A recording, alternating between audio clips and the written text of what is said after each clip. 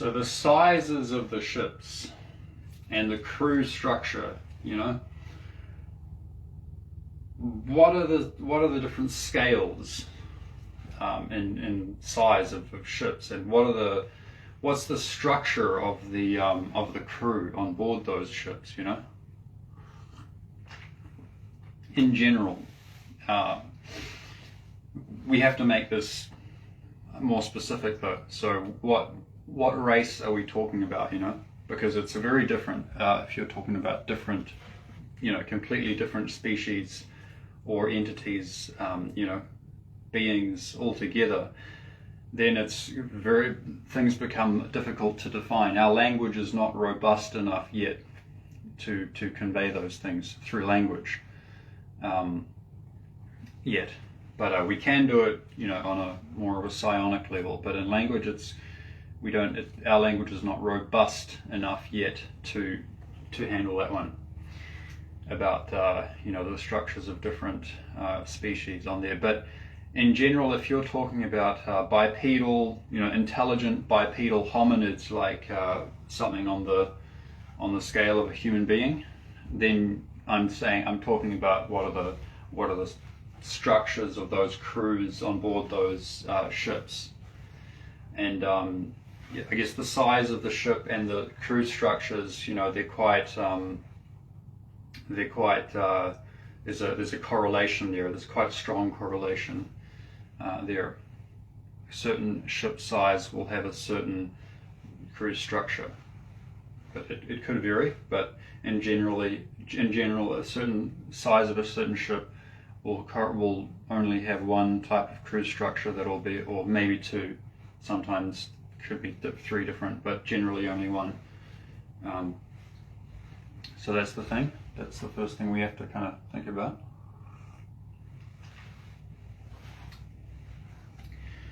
And so what is the structure of a crew? Let's start with those, and then we can talk about different ship sizes. You know, generally, let's start with the small scale ships. Like those are, you know, transport ships, and you know, small crews of scout ship, transport ship. These two ships are relatively the same size. They're usually generally the same ship. You know, there's no need to have two different kinds of ships for those two different jobs. So generally, there's a transport ship and you know, and a scout ship, surveying ship. They're generally the same one. It just makes it easier on the manufacturing to do it like that. To just make more of one kind than too many different kinds, too many different components.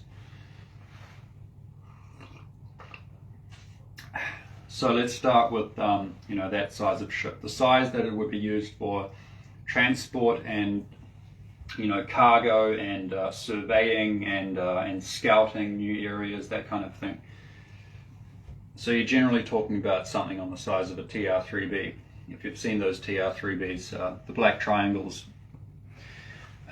which, you know, they show up sometimes behind jets and behind cargo planes. You can sometimes find some legit videos on YouTube, or, you know, talk to people that have seen it, that have seen those, basically like field propulsion.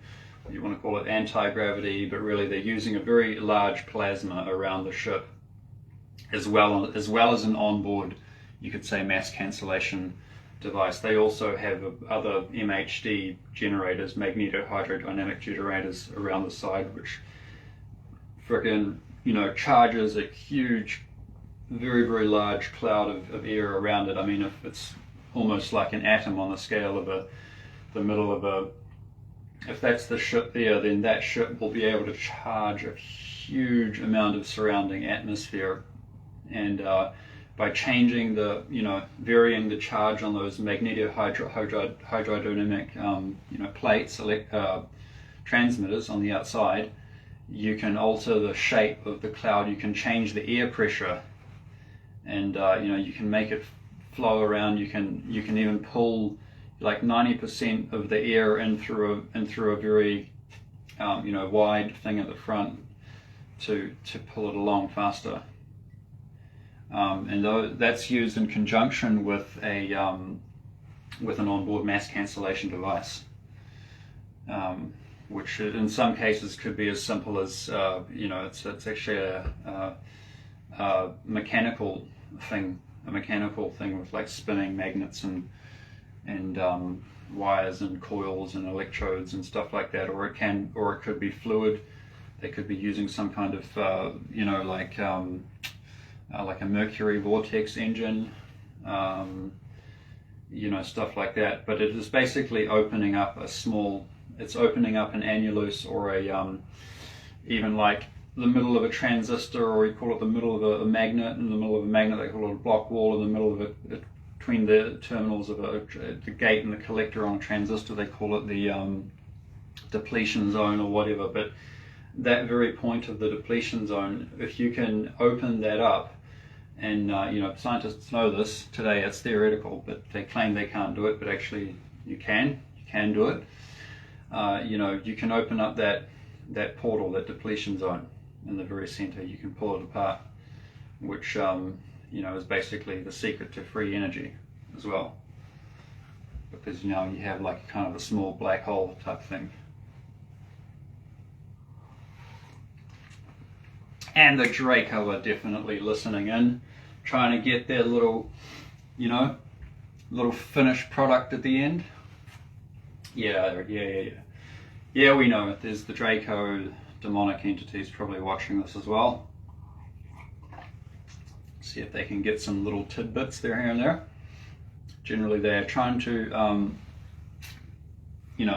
they try to get people to work for them, and like, look, we coexist on this beautiful earth and this wonderful universe, together. So I think it's time that we learn to negotiate with these beings. Somehow there's got to be an easier way than it is. So yeah, no hard feelings for the Dracos and the demons. We just need to find some way to work together. For me. Yeah, what was I saying?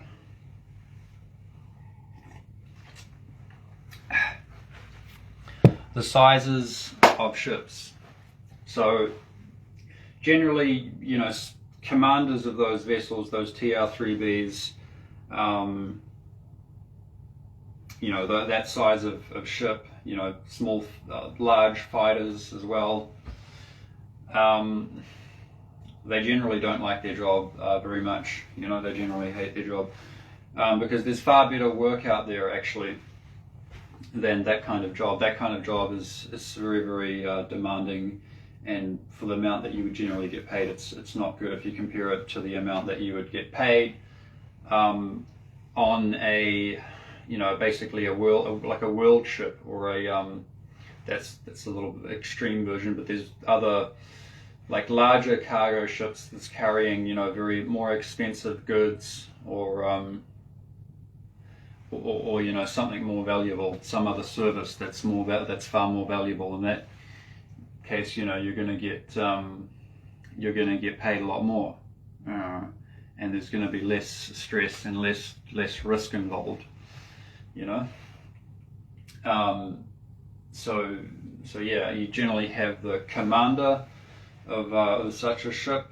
That's the highest, most up there person that can make anyone jump or dance, or fire a laser or whatever he needs them to do. And then below that you have the captains, and then you also have you kind of have a few intermediate guys as well, but basically, yeah, it's the commander, and then the captains, and then under that it's the chiefs, and then the rest, the privates, the people manned in the gun rooms and the engine room, and the data analysts, everyone else.